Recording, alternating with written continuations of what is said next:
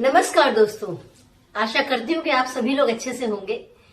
आज का मेरा वीडियो न्यू पेरेंट्स या जिनकी शादी होने वाली है, जो लड़कियां अभी बिल्कुल तुरंत माँ बनने वाली हैं, जिनकी डेट बिल्कुल पास आ गई है, या जो अभी अभी माँ बनी है, सबके लिए है।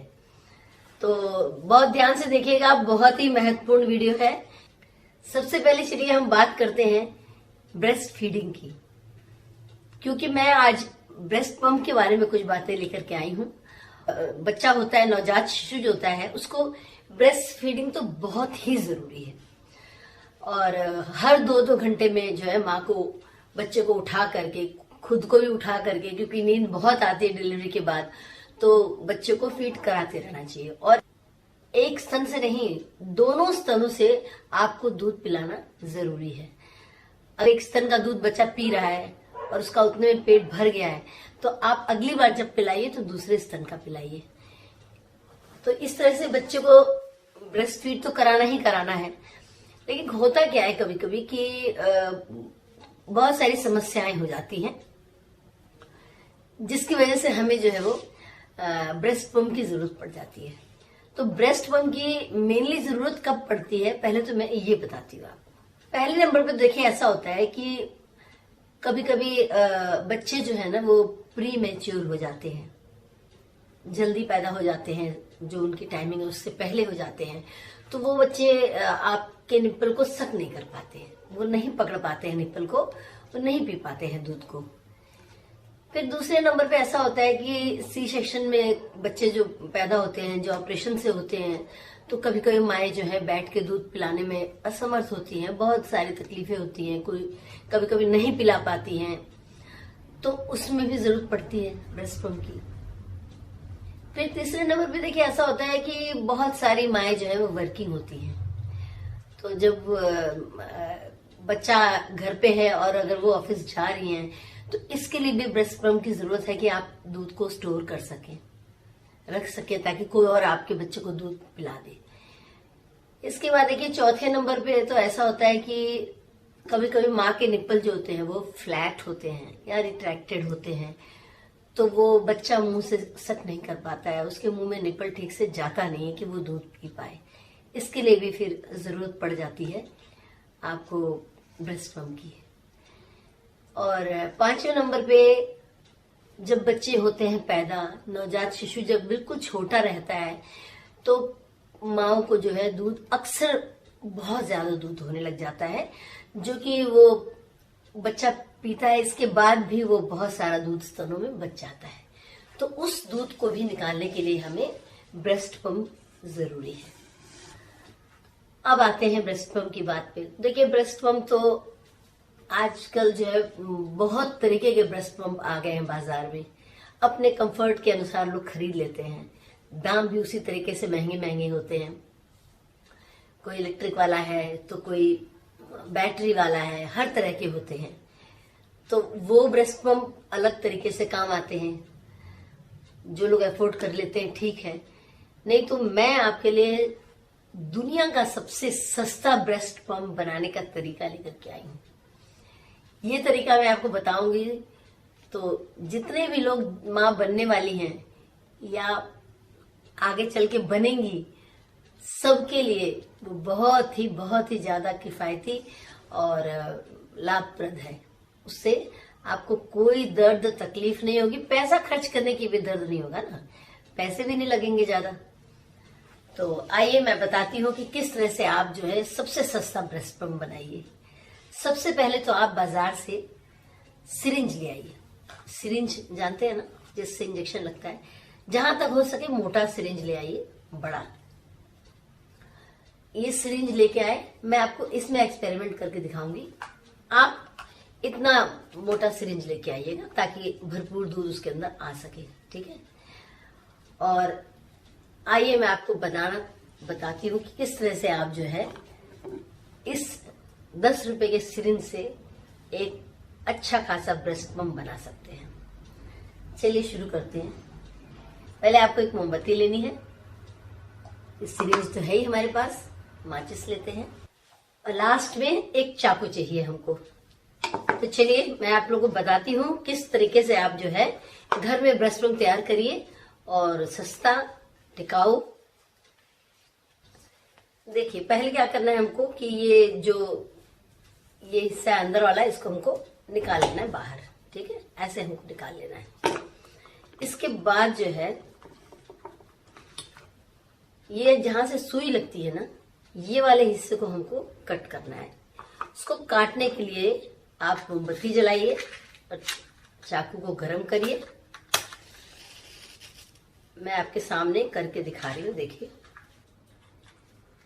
इसके बाद ये देखिए चाकू गरम कर रही हूं मैं।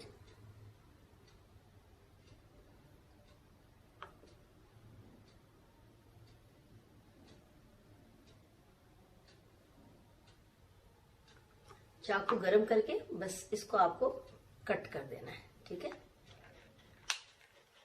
नहीं हुआ तो 2-3 बार में गरम करके करिए, कोई वो नहीं है, कट जाएगा आसानी से, क्योंकि थोड़ा गरम रहने से प्लास्टिक पे जो है जल्दी असर होगा इसका। और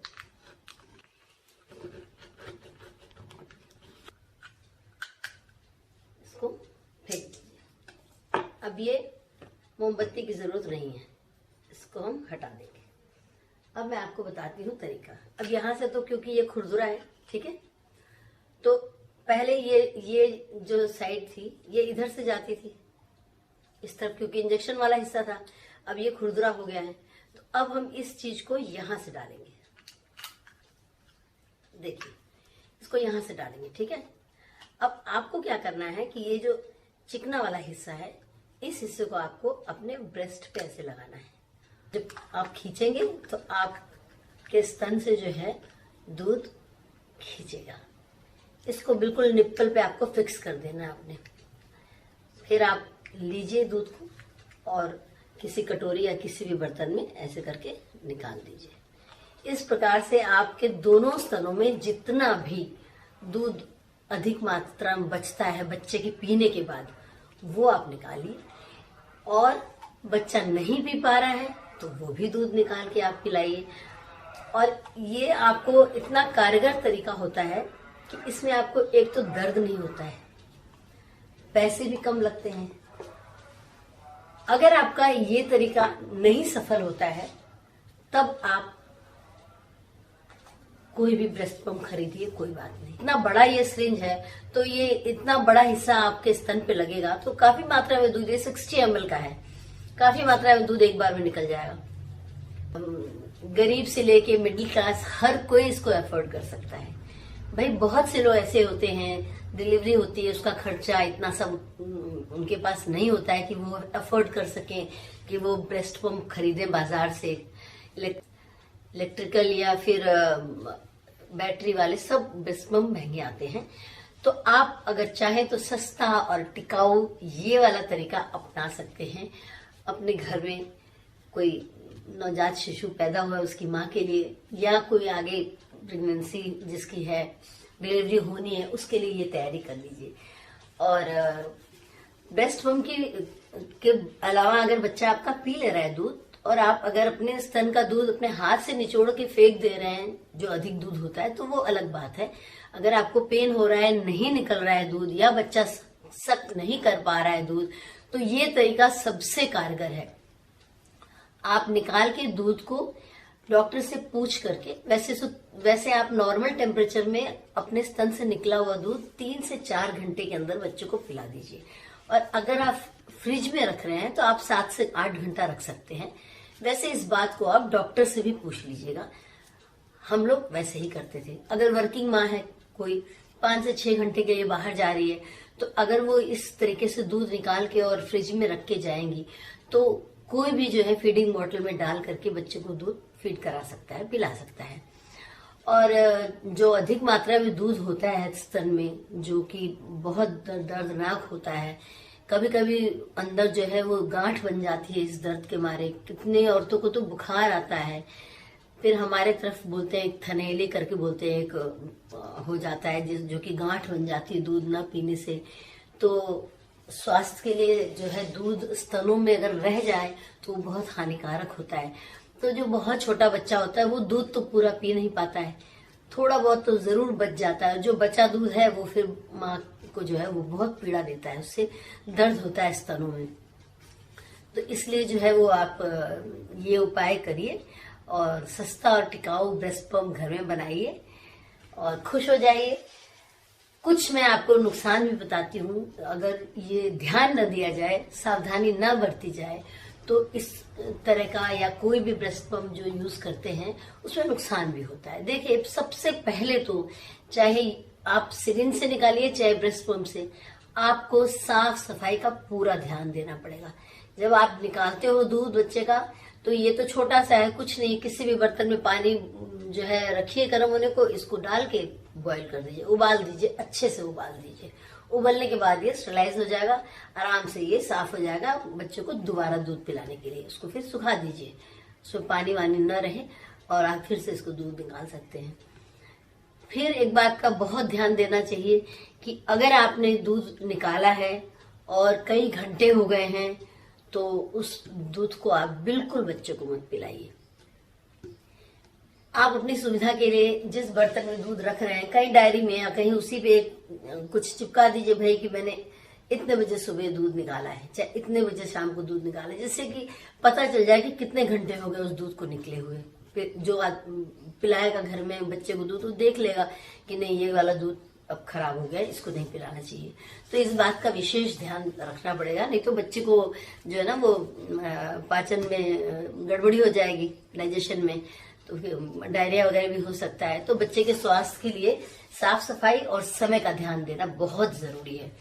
और मैं उम्मीद करती हूँ कि मेरा ये वीडियो आप लोगों को अच्छा लगा होगा, और अगर मेरा वीडियो पसंद आया है तो प्लीज कमेंट में जरूर लिखिएगा कि अच्छा लगा। इस तरह की और भी जानकारी आप लोगों को, अगर नवजात शिशु या बच्चों से रिलेटेड कोई भी बात आपको पूछनी है तो मुझे कमेंट में पूछिएगा। और सब्सक्राइब करिए, चैनल को सब्सक्राइब करने में एक पैसा भी नहीं लगता है। लाइक करिए वीडियो, सब्सक्राइब करिए और कमेंट करिएगा। और जिन माताओं को, जिन बहनों को, जिन लोगों को जरूरत है इस वीडियो की, ऐसे वीडियोस की, उनको मेरे वीडियोस को शेयर करिए। इसी तरह के अच्छी अच्छी वीडियो बना के आप लोगों के लिए मैं लाती रहूंगी। अगले वीडियो तक के लिए नमस्कार।